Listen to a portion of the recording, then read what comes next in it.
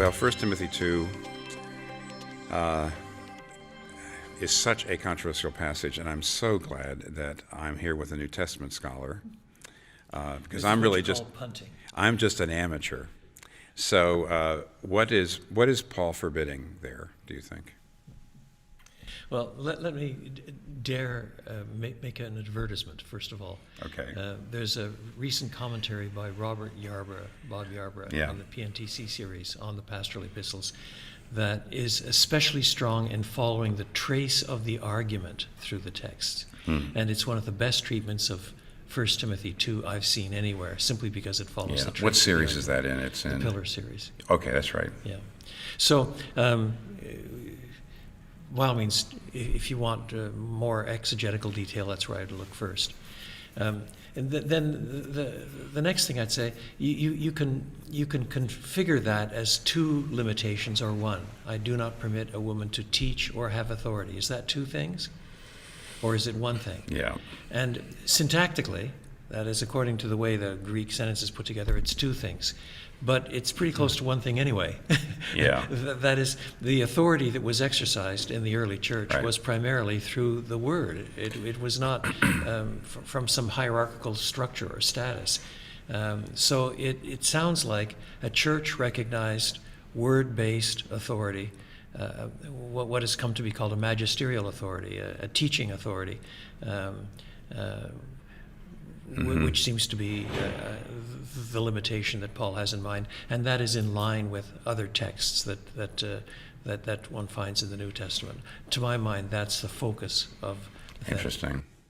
By the way, first of all, I just to show where we are in our cultural moment, I bought the Pillar Commentary by Bob, and I immediately opened it and read that section, and I did think it was masterful, and I said, here we go, this is great.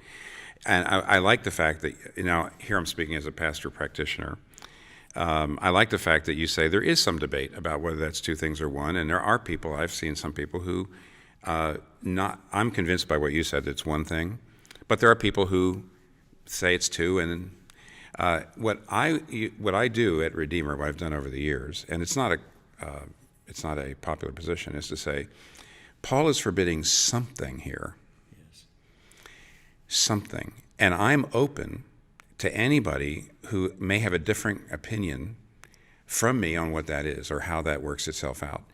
We also have to keep in mind that different denominations invest different levels of authority in different offices. And therefore, what authority looks like in a Baptist church or a Presbyterian church or an Anglican church might be different.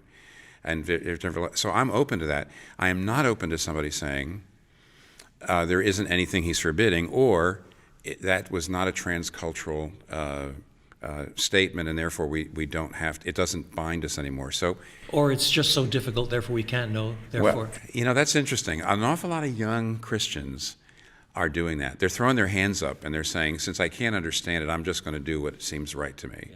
Yeah. It's what a friend of mine likes to call Imperial Ignorance.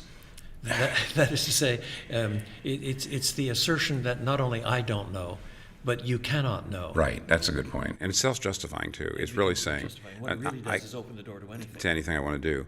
So I would generally say he's forbidding something. You show me something and I'll work with you on that. But don't tell me he's not forbidding anything, because he is. But how would you answer that question? How do you know this is a transcultural piece of an exhortation that's true for all time and all churches? As opposed to greet one another with a holy kiss. Yes. Yes. Two things. Paul grounds his argument first in the order of creation, and second in the order of the fall. Now, you can wrestle quite a long time with exactly what that means. I'm prepared to venture a suggestion, but the point is, it's hard to think of any events in all of the Bible that are less culturally dependent than the order of creation. Certainly. It's not as if Paul is saying, now considering the relative ignorance of women who don't have enough education, therefore I forbid such and such. That's not what he's saying. No, he's not. It's tied in his own argumentation to two things that are massively transcultural. Yeah, it almost seems like he may know somebody might question. At least, certainly, it is an inconvenient that he does that for people who really don't like the exhortation. The only thing I say, again, as a practitioner, is if somebody says, how do you know it's a transcultural passage? I say, well, how do you know it's not? Especially when you're talking about a New Testament passage, it seems to me that the burden of proof is on the person who says it's not, and it should be a very high bar. And in light of the way he ties it to the creation and the fall, it's very difficult to see how anybody could get over that. And I've heard people try to do it, and I just think they're pretty unconvincing.